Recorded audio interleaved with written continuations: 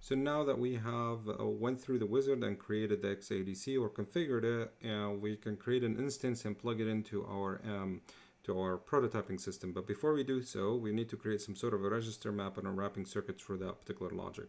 So let's take a look at a suggested register map. So this is the register map. This is how the processor, for all practical purposes, sees the XADC, and it's pretty a simple view. So what it does, it only reads, since we're not going to change the XADC, we're never going to change its configuration, so the processor can only read from it. What can it read? Well, it can read the reading it's doing. So it's sampling some sort of an analog signal and converting it. And what really the processor sees it as 6 different registers from offset 0 all the way to offset 5. And these actually contain the reading from auxiliary channel number 3, auxiliary port number 10, auxiliary port number 2, and auxiliary number 11, the temperature, basically the die temperature, and the VCC, which is the voltage of the FPGA. So what you might be wondering, where are these coming from, the 3, 10, and 2? And it's actually simply from here. So because they're physically mapped, these auxiliary ports on the FPGA, they're physically mapped on the Nexus board. They're actually mapped to one of the PMOD headers. So this PMOD header here is actually tied into 3, so we're going to do that, the third one, which is basically the number 0. The second port in here is actually tied to number 10, and this one in here is tied to number 2, and the last one is actually tied to number 11, as you can see from these little ones here. So for all practical purposes, we're going to rename them as ADC0, ADC1, ADC2, ADC3, because this is 0, this is 1, this is 2, and this is 3. So an application developer, after taking your driver, because now we're about to write the driver, the application developer need not know that these are auxiliary number 3, 10, 2, and 11. All that particular application developer need to know is I have an ADC 0, 1, 2, and 3. So that's a good register map. You might be wondering, well, could I be just a little bit more efficient and just basically stack these ADCs next to each other and pack them and unpack them? And you could definitely do this. You're just going to make your driver a little bit more complicated, or the hardware a little bit more complicated. Frankly speaking, this particular I/O core has 32 rows available, and we're only using 5 of them. And from each one of these 5, we're only using half, and we're not utilizing the upper half, which is fine. And what I'm just saying basically is the processor can just read offset 0, and it will assume that basically it's ADC 0. It's just simpler this way. However, you might remember that the ADC is actually 12 bits. It's not actually 16 bits, even though we're using this 16 bits in here. But as it turns out that when you read a value from the XADC module itself, you are reading 16 bits. And the ADC value, the 12 bits, are actually left aligned. So they're actually here. And whatever on the LSP, you can just ignore them. And we're going to do this using the driver. Okay, so this is how a register map looks like. Let's see how we can create a wrapping circuit to implement this particular register map. But before we do that wrapping circuit, what we need to do is we need to know that including or communicating with the XADC happens this way. So the XADC from a processor or from any perspective, because we don't know its internal instruction, we don't like how it's constructed, we don't know it. We know that we can connect external signals, analog signals to it. It actually samples it, and what it has these signals. So it has more, but these are the ones that are relevant to the wrapping circuits. So it has some status signals that are outside the control and status register. As it turns out, that the ADC has some sort of status signals, and we'll talk about them briefly in a second or two. But more importantly is what I have highlighted in green in here. So whatever I have highlighted in green in here is how we communicate and read or write into the control and status registers of this XADC. So how do we do this? Well, simply enough, we actually, whatever we want to read, we have to put the address that we want to read from the internal control and status register here on the D address in. Next, we actually are not writing because we're not changing configuration. Usually you want to write into these configuration or these registers if you are changing the configuration of the XADC. But we went through the wizard and we set it up, and that's it. We're not going to change it for our system. So effectively what we need to do is we need to actually connect that write enable port to 0. That's what we're going to be doing, because we're never going to actually assert it at all. Okay, next what we have is we have the DIN enable, and this is basically the read enable. So whenever this is asserted, you're issuing, you're telling the DRP, which is dynamic reconfiguration protocol, that hey, go to this particular address and read it for me. So when it's done, it will return the following. It will place these values that it read from that particular register on its D out, and it will assert the ready signal so that I know that I'm ready. So from an external perspective, or from basically an external processor perspective, I would know whenever this is asserted, that means the value in here is actually the value that I requested on the address. Okay, so what about these one here, the status signal? Well, the two relevant ones is actually the channel out. Okay, so the channel out is basically which channel has been just converted.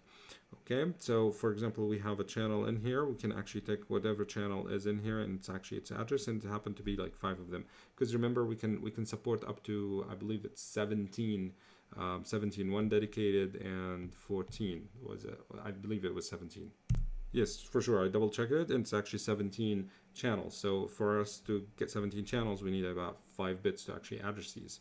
Okay, and as it turns out that these particular channel, they have like the way it's constructed. So for simplicity, these channels are actually the same as an address, and we're gonna wrap it around and see it. So this is the end of conversion out, so that I know that the conversion has basically is done, and this is when I need to read it. So if you have like some sort of a signal connected in here, I know that which signal is in here because I know from the channel out basically is which channel it is. Okay, when the conversion to digital from analog to digital has ended, because it has so many internal things that is happening, this will get asserted. So it's pretty convenient to actually convert this one in here to this and connect these in here to that. So let me show it to you in a fully fledged circuit.